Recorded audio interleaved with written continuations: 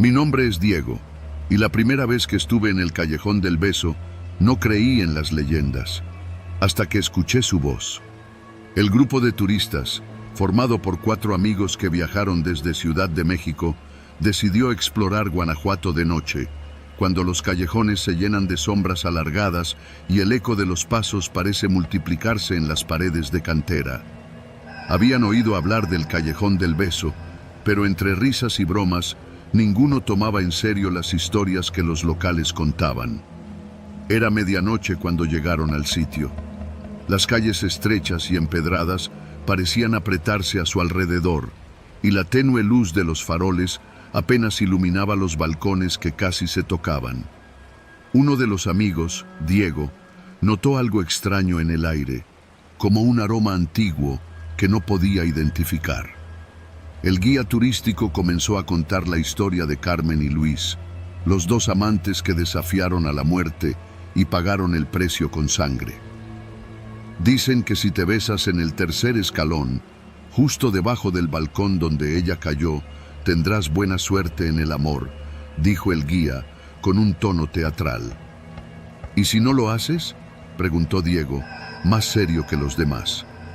El guía lo miró fijamente y respondió con voz grave: entonces, puede que ellos te reclamen. El grupo rió nerviosamente, pero Diego no. Había algo en el callejón que le hacía sentir observado. Los faroles parecían parpadear a su alrededor, y el murmullo del viento entre las paredes se asemejaba a un susurro. Decidió no decir nada para no arruinar el ambiente festivo, pero cuando el guía les pidió que se tomaran una foto en el 3er escalón, Diego sintió que el aire se volvía más pesado, casi sofocante. Cuando sus amigos comenzaron a posar, Diego se apartó un poco, sintiendo un impulso extraño. Algo lo llamaba. Desde el balcón, juraría que vio una figura esbelta asomarse, con un vestido blanco que ondeaba ligeramente, aunque no había viento. El corazón comenzó a latirle con fuerza. «Diego, ven para la foto», gritó Sofía, su amiga. Diego apenas oyó el llamado. Algo más captaba toda su atención, un murmullo que resonaba justo detrás de él. «Luis, no me dejes», dijo una voz dulce y cargada de angustia. Se giró bruscamente, pero no había nadie. ¿Continuamos desarrollando la sensación de peligro y los efectos sobre Diego? Diego intentó ignorar la voz, convencido de que era solo su imaginación. Respiró hondo y se unió al grupo, fingiendo interés en las poses que Sofía y los demás adoptaban para la cámara. Sin embargo, algo seguía incomodándolo. Un sonido persistente, como un susurro que parecía colarse entre las risas de sus amigos. Era tan sutil que casi no podía discernirlo, pero lo suficientemente insistente como para crisparle los nervios. ¿Estás bien, Diego?, preguntó Daniel, el más bromista del grupo. Sí, todo bien. Diego intentó sonreír, pero algo en su mirada delató que no era cierto. Cuando terminaron de tomarse las fotos, el guía los llevó a explorar otros callejones cercanos. Los amigos hablaban animadamente, burlándose de las historias que acababan de escuchar, pero Diego se rezagó, sintiendo un peso creciente en el pecho. El aroma peculiar seguía allí, más fuerte, como flores marchitas mezcladas con humedad. Mientras avanzaban por un callejón más estrecho, sintió algo rozarle la nuca. Se detuvo en seco. «¿Qué te pasa ahora?», preguntó Sofía, notando que él no seguía al grupo. Diego levantó la vista. Allí, en la ventana de una casona antigua, juraría haber visto a alguien observándolo. Era una mujer de rostro pálido, con los ojos oscuros e inmóviles. Llevaba el cabello recogido y un vestido blanco que parecía desgarrado en las mangas. Cuando parpadeó, ya no estaba. «Nada, creo que el tequila me está pegando», bromeó, tratando de ocultar su incomodidad. Pero Diego sabía que no era el alcohol. Había algo en el aire, algo que lo perseguía. Al volver a mirar hacia la ventana vacía, sintió un escalofrío y un susurro más claro esta vez casi en su oído. Luis. El nombre resonó en su mente como una advertencia, pero no tenía sentido. No conocía a ningún Luis. Sin embargo, algo en su pecho se revolvió, como si esa palabra hubiera desenterrado un recuerdo enterrado en lo más profundo de su subconsciente. Los demás siguieron caminando, pero Diego no pudo evitar girarse de nuevo hacia el callejón del beso. Ahora estaba vacío, envuelto en una penumbra que parecía más densa de lo normal. Dio un paso hacia atrás, pero sus pies tropezaron con algo. Al mirar al suelo, encontró una pequeña flor, una rosa blanca marchita. La recogió instintivamente, y en ese momento, el murmullo se transformó en un grito desgarrador que lo hizo soltar la rosa y cubrirse los oídos. ¡Diego!, gritó Sofía desde adelante. ¡Apúrate! Diego corrió para alcanzarlos, pero no pudo evitar echar un último vistazo al callejón. Allí, en el tercer escalón, una figura oscura parecía estar de pie, mirándolo con fijeza. Era imposible distinguir un rostro, pero sentía su mirada como un peso físico. Cuando alcanzó al grupo, su respiración era rápida y las manos le temblaban. Nadie más parecía haber notado nada extraño. Sin embargo, Diego supo que lo que había visto no era producto de su imaginación. El guía detuvo al grupo frente a una pequeña fuente en otro callejón. Mientras contaba una historia, Diego notó que sus amigos estaban completamente absortos, pero él no podía concentrarse. En su cabeza, los susurros seguían, y esta vez el mensaje fue claro: debiste salvarme. Continuamos hacia el momento donde el peligro se vuelve más inminente y Diego comienza a ser aislado por esta presencia. ¿Avanzamos? Diego no podía apartar de su mente aquellas palabras. Debiste salvarme. La frase lo atormentaba como si se la hubieran grabado en los huesos. Se forzó a seguir caminando con sus amigos, pero cada paso lo alejaba más de ellos. No físicamente, sino mentalmente. Las risas y comentarios del grupo se sentían lejanos, amortiguados, como si estuviera sumergido en agua. El ambiente a su alrededor parecía volverse más pesado y opresivo, como si la ciudad misma intentara retenerlo. Llegaron a una pequeña plaza donde el guía comenzó a relatar otra leyenda, pero Diego apenas escuchaba. Su atención estaba fija en los callejones oscuros que los rodeaban. Parecían alargarse, retorcerse, como si las sombras quisieran atraparlo. Fue entonces cuando notó algo que lo hizo detenerse en seco. En una ventana a lo lejos, la misma mujer del vestido blanco lo observaba de nuevo. Sus ojos eran un abismo insondable, y aunque su expresión parecía neutra, había algo en ella que transmitía una profunda tristeza, mezclada con ira contenida. Diego intentó desviar la mirada, pero no pudo. Era como si aquella figura lo tuviera hipnotizado. «Diego, ¿qué tanto ves?», preguntó Sofía, dándole un leve empujón.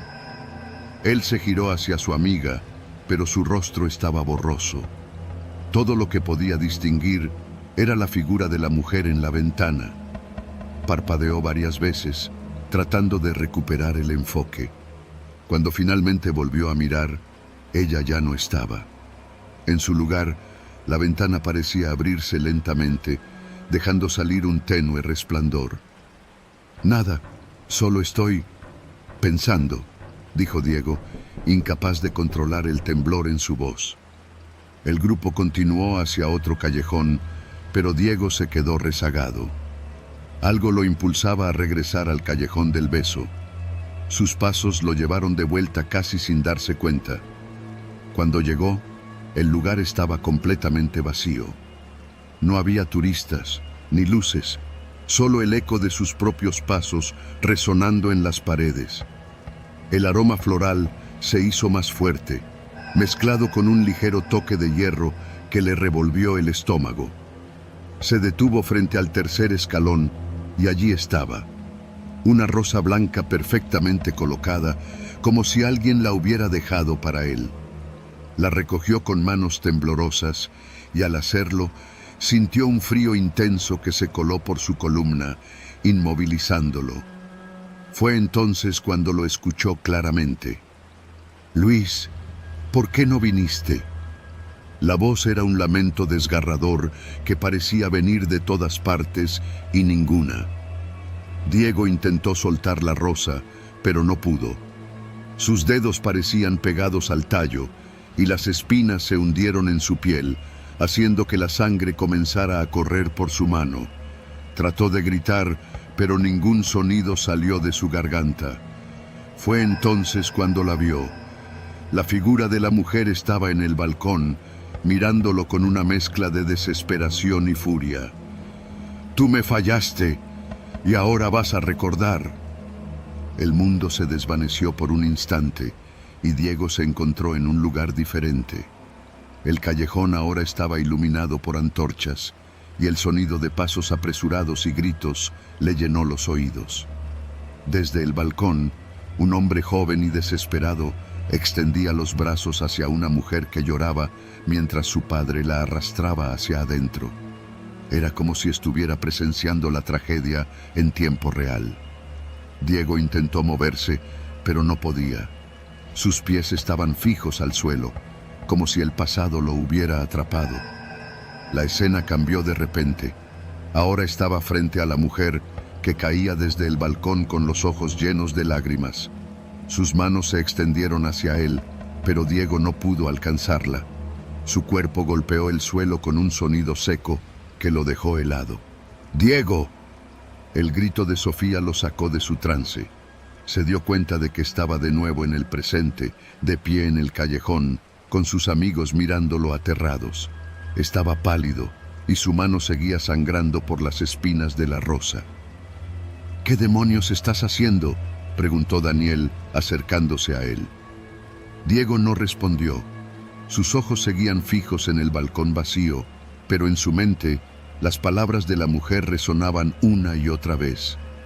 «Debiste salvarme». Diego apenas podía moverse.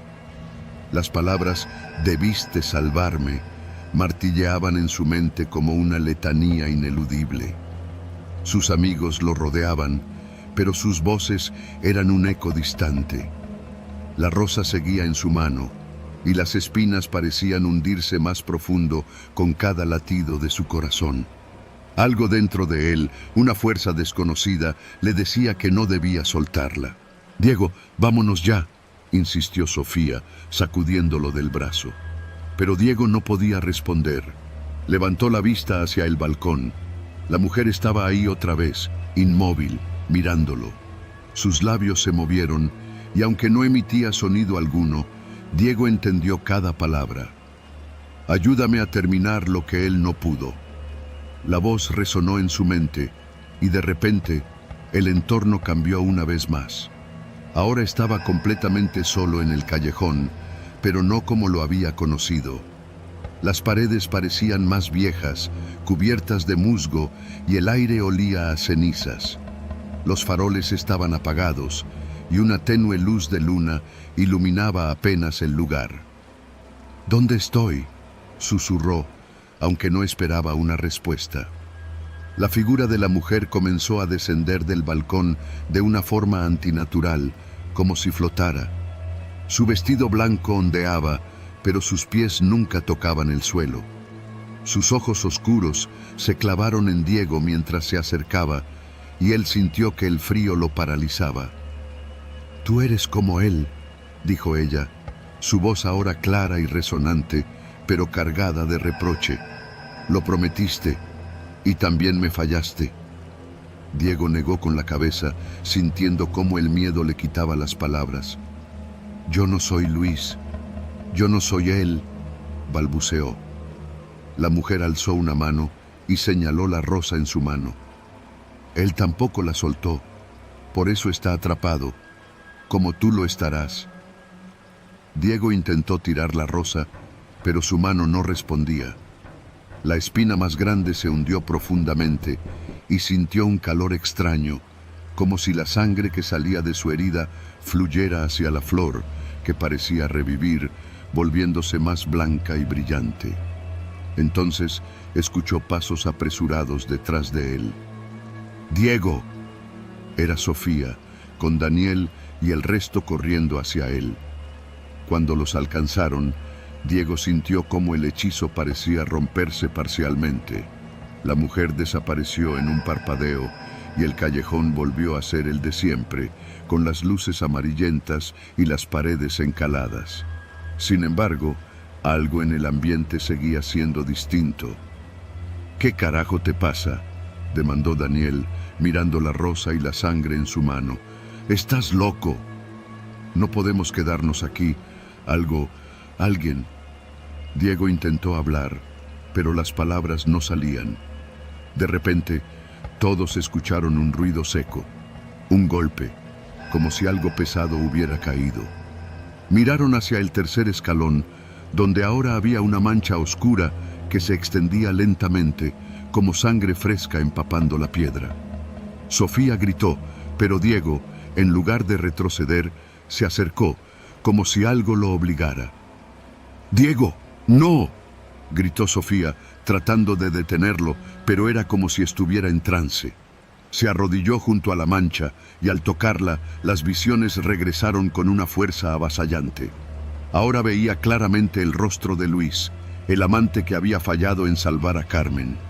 Era como mirarse en un espejo. La conexión se hizo evidente.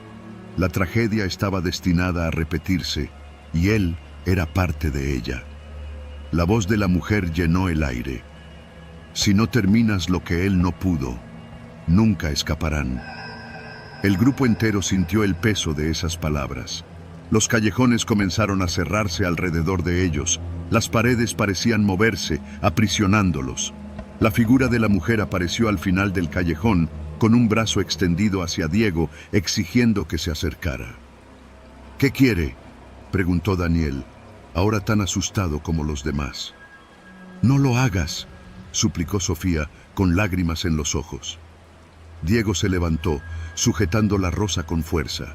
Su mirada, antes llena de miedo, ahora estaba decidida. Esto termina aquí. Se acercó a la mujer, y con cada paso, sentía que algo dentro de él se rompía, como si fragmentos de su vida se desmoronaran para dejar espacio a los recuerdos de Luis. Cuando estuvo a 1 metro de ella, extendió la rosa, que ahora parecía brillar con una luz tenue. «Hazlo», susurró la mujer, con una mezcla de tristeza y esperanza. Diego cerró los ojos y dejó caer la rosa al suelo. El tiempo pareció detenerse. Un grito desgarrador llenó el aire, y la mujer comenzó a desvanecerse, llevándose consigo el peso de la tragedia que había marcado el lugar por generaciones.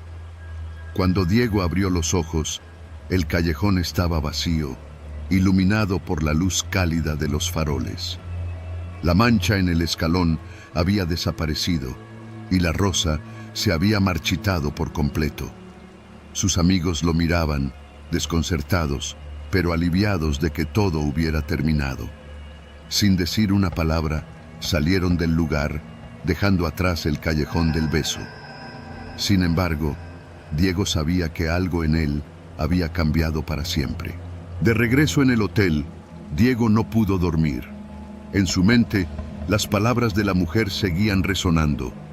«Debiste salvarme». No podía evitar preguntarse si realmente había terminado con la maldición o si simplemente había pasado el peso de la tragedia a alguien más. A la mañana siguiente, mientras caminaban hacia el mercado para desayunar, Diego sintió un escalofrío al pasar por una tienda de antigüedades. En el escaparate había una pequeña caja de cristal con una rosa blanca perfectamente conservada. La etiqueta decía: «No olvides cumplir tu promesa». Diego apartó la mirada, pero supo en ese instante que la historia no había terminado.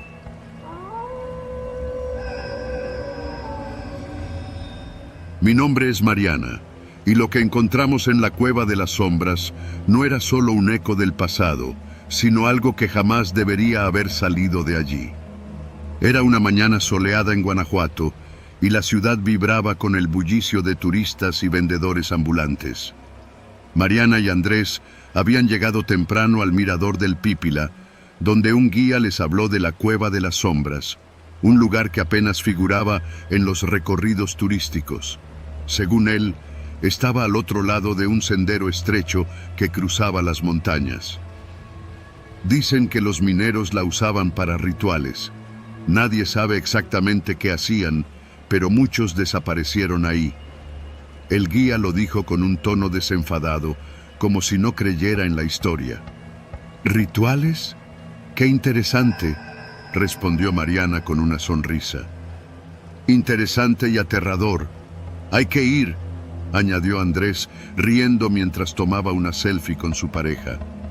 El guía les explicó cómo llegar, pero les advirtió que no se adentraran demasiado. Es fácil perderse. A veces, el eco te juega trucos, y no siempre sabes si lo que escuchas es tu voz o la de alguien más.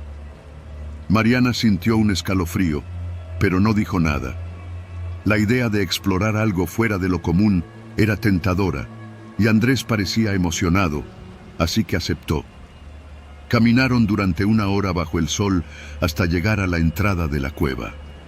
Era un agujero oscuro en la roca, rodeado de matorrales secos y escombros. A simple vista, parecía inofensiva, pero al acercarse, Mariana notó un detalle inquietante. Un olor extraño, metálico, que impregnaba el aire. ¿Lo hueles?, preguntó Mariana. Es humedad o algo de las rocas. No te preocupes. Andrés sacó su linterna y encendió su celular para tomar fotos. Entraron en la cueva y la luz del día se desvaneció rápidamente detrás de ellos. El aire era frío y denso, y los sonidos de sus pasos resonaban de manera extraña, como si la cueva los amplificara. Mariana sintió una punzada de nerviosismo al notar que sus propios movimientos parecían devolverle ecos más largos de lo normal. «Esto es impresionante», dijo Andrés, iluminando las paredes con la linterna. Había marcas en la roca, como grabados que parecían antiguos, figuras geométricas y símbolos que no reconocían. «¿Qué crees que signifiquen?», preguntó Mariana tocando uno de ellos. Un golpe seco resonó desde lo profundo de la cueva, interrumpiéndola. Era como si una roca hubiera caído, pero el sonido era demasiado fuerte y cercano. Se miraron en silencio, esperando escuchar algo más. «Debe ser alguna piedra que se desprendió», dijo Andrés, aunque su tono no era tan seguro. Continuaron avanzando, pero Mariana no podía quitarse la sensación de que algo no estaba bien. Las sombras que proyectaban sus linternas parecían moverse más de lo normal, como si danzaran en los bordes de su visión.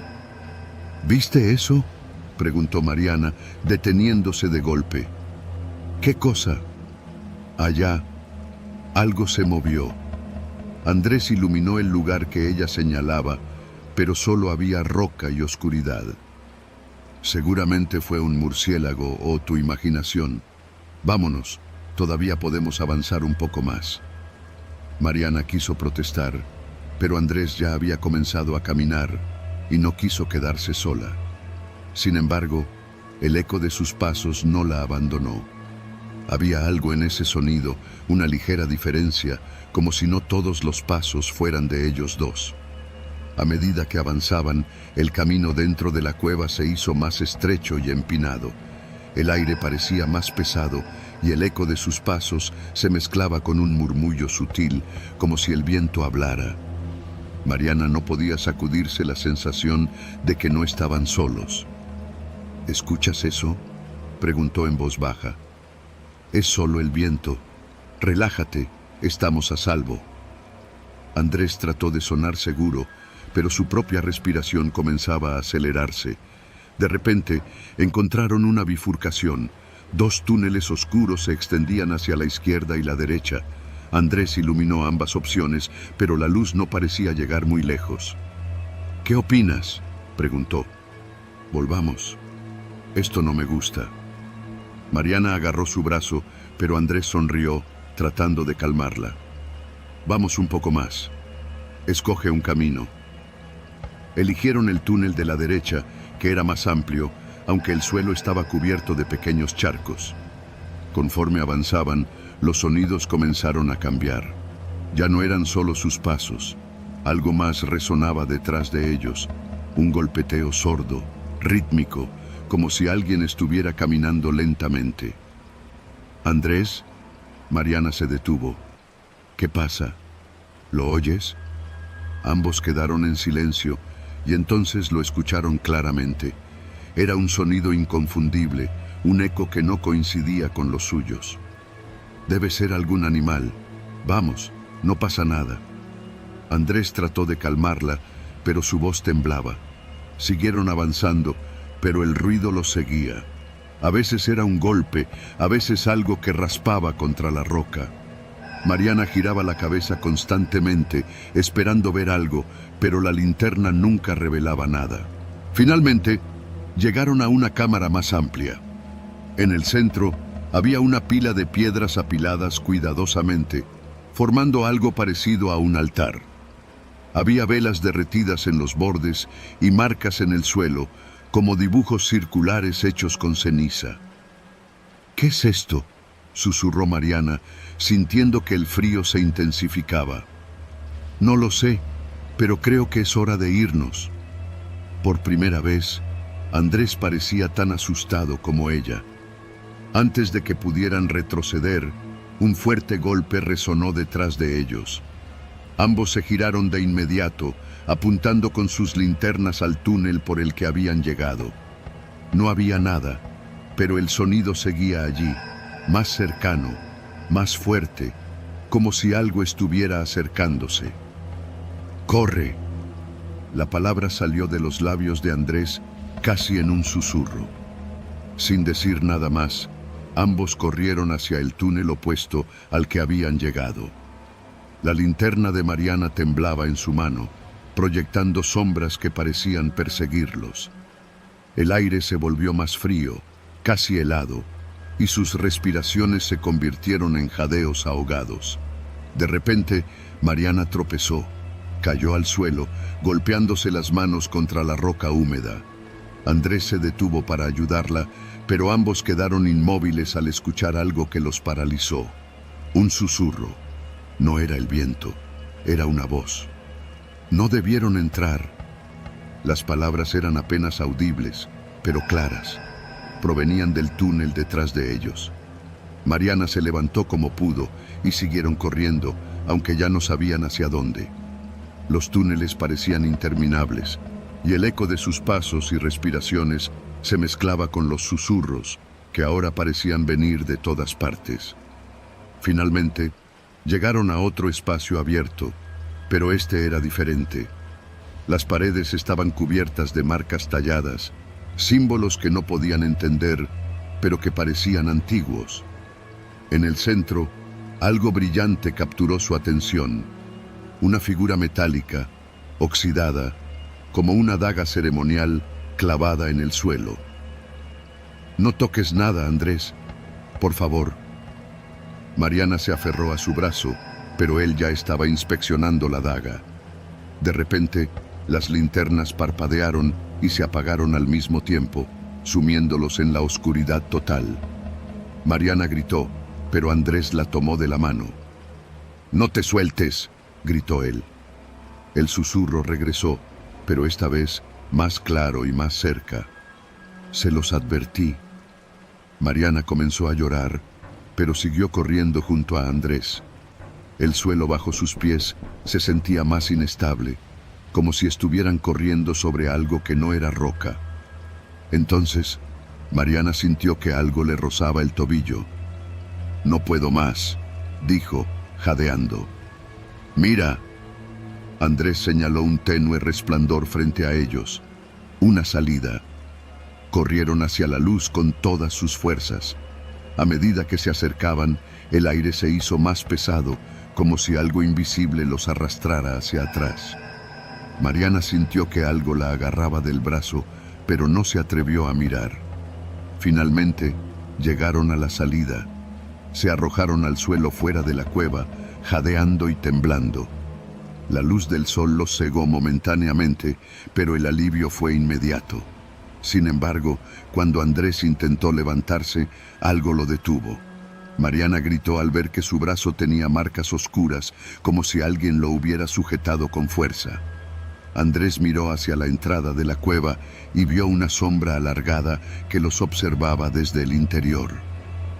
«Andrés, no mires atrás», dijo Mariana entre lágrimas. Pero él no podía apartar la mirada. La sombra se movió lentamente hacia ellos, deteniéndose justo en el borde de la cueva. Parecía estar esperando. Se levantaron como pudieron y corrieron de regreso al pueblo sin mirar atrás. No dijeron nada a nadie, pero esa noche, mientras intentaban descansar en su hotel, Andrés sintió un peso extraño en su pecho. Cuando se miró en el espejo, vio las mismas marcas oscuras recorriendo su cuello. Mariana despertó sobresaltada al escuchar susurros en el cuarto. Al mirar hacia Andrés, lo encontró inmóvil, con los ojos abiertos pero vacíos, y la misma sombra que habían visto en la cueva estaba reflejada en el espejo detrás de ambos.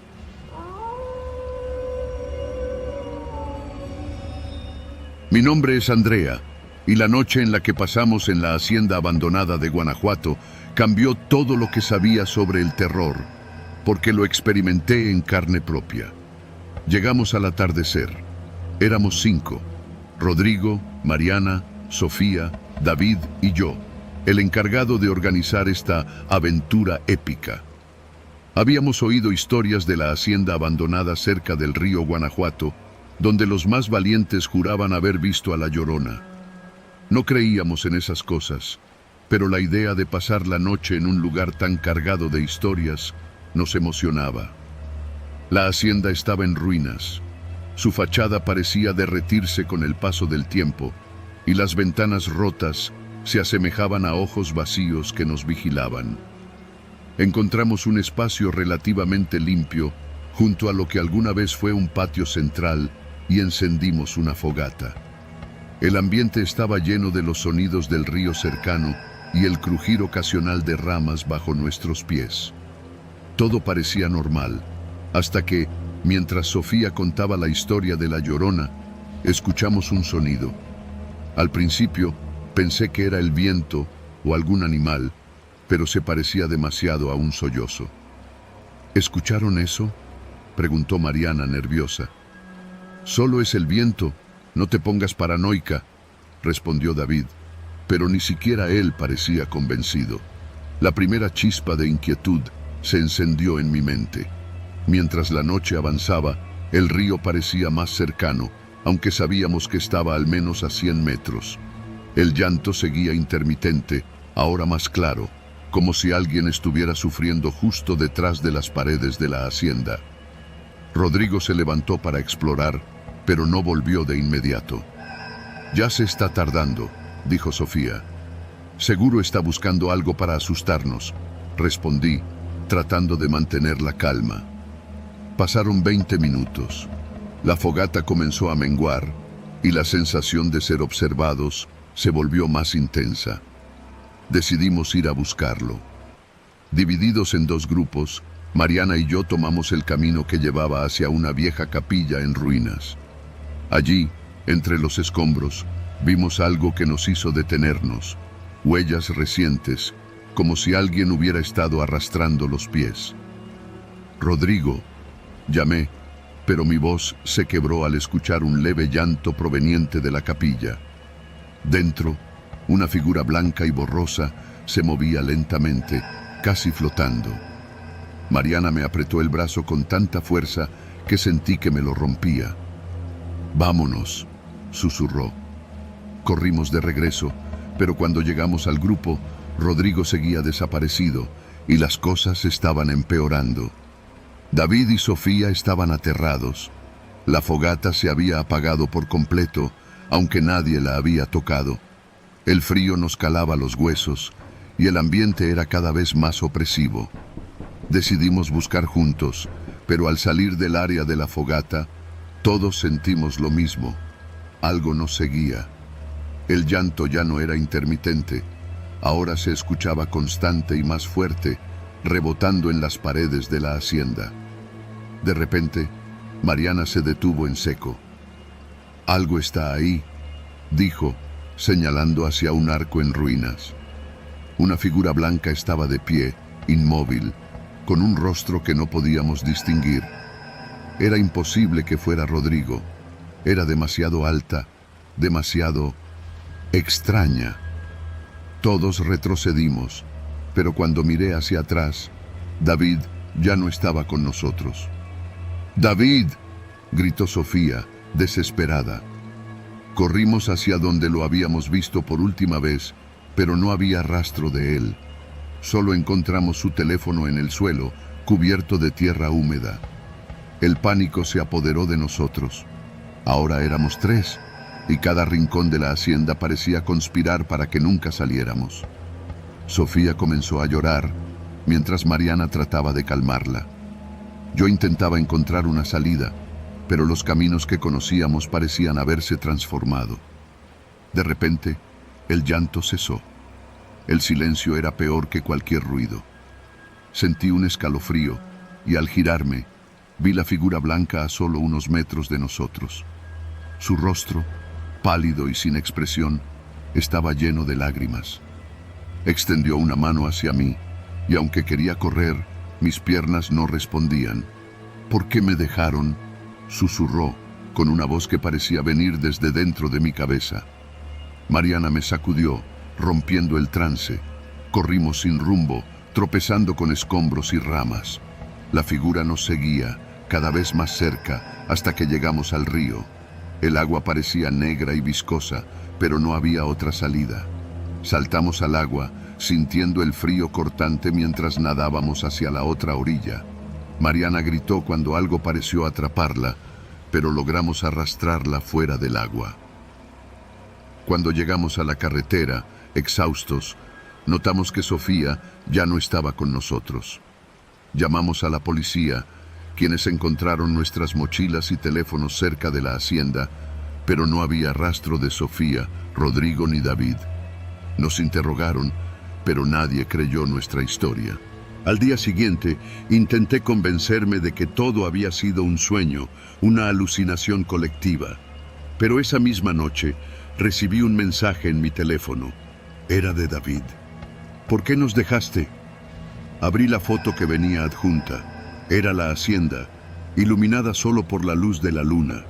Y allí, en el centro, estaban las figuras de 3 personas, de pie junto al río, inmóviles, mirándome.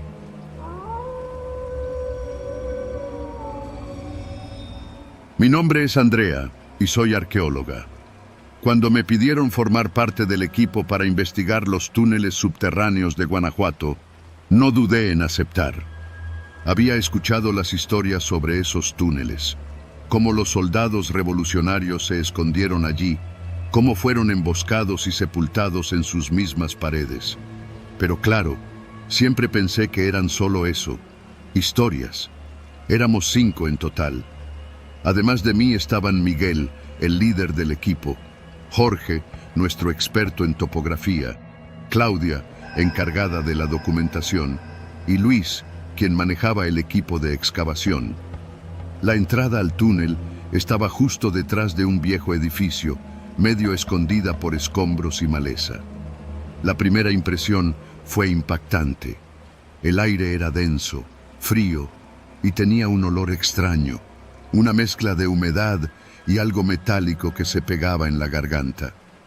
Encendimos nuestras linternas y Miguel, con su entusiasmo habitual, nos animó a avanzar. Es un pedazo de historia. Estamos haciendo algo importante aquí. Avanzamos durante casi 1 hora. Los túneles eran angostos, con paredes de piedra rugosa y techos bajos. Había marcas extrañas talladas en algunas secciones, como si alguien hubiera dejado mensajes apresurados antes de que el tiempo los borrara casi por completo. Fue Jorge quien lo notó primero. Esto no parece normal. Miren estas marcas. Son recientes. El ambiente comenzó a sentirse diferente, más pesado. Nadie lo mencionó, pero todos lo notamos.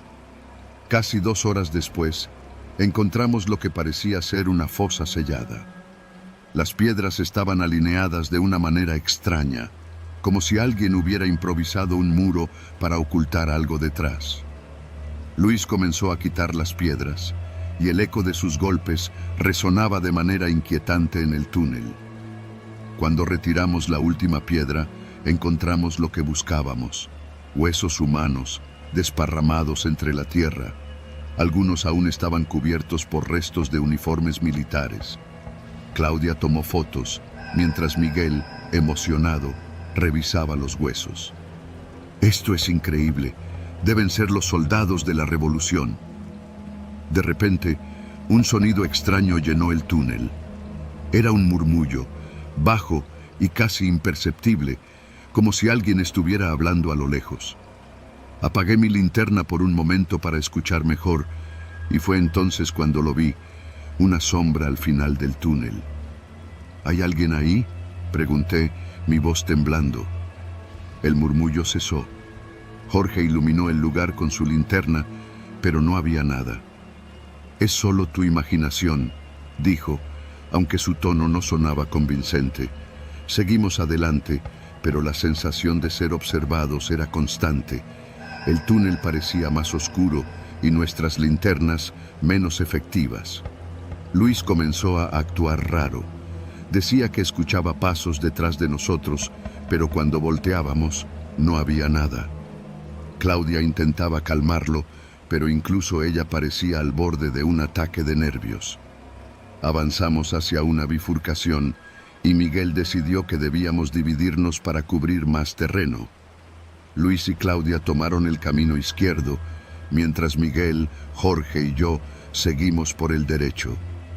El aire se volvió más frío y el zumbido de las linternas comenzó a fallar. Fue entonces cuando escuché un susurro justo detrás de mí. No debieron venir. Me giré de golpe, pero no había nadie. Miguel notó mi expresión y me preguntó qué pasaba. No quise responder. Temía que no me creyera. De repente, el walkie-talkie de Jorge emitió un ruido estático, seguido por la voz de Claudia. «Regresen. Algo está mal». Luis desapareció.